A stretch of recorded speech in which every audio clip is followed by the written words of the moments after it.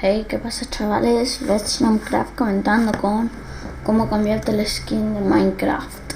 Primero, metéis en vuestro navegador y ponéis este link. Vale, ese.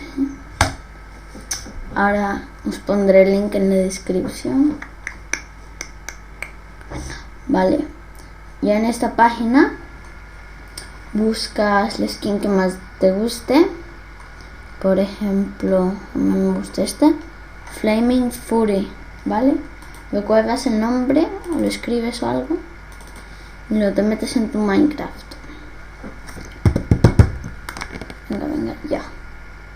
Vale, por ahora tengo este Mozilla, que no es mío, pero es un skin que tengo, Flaming Fury, creo que era así.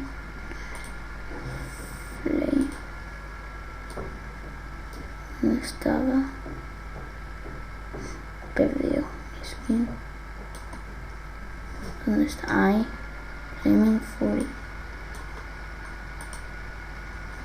¿Qué le pasa? Flaming Fury. ¿Vale? Le doy a jugar. Y a ver si funciona o no. Mientras se carga. Este vídeo es como copiado, pero de forma cariñosa, de XXCrafter MGXX. Y suscribiros a su canal. Vale, veremos. Ya tengo el skin y es así de fácil. Tú lo puedes hacer, quien sea lo puede hacer en 1 minuto 50. Bueno, adiós, hasta la próxima. Un like y suscribíos.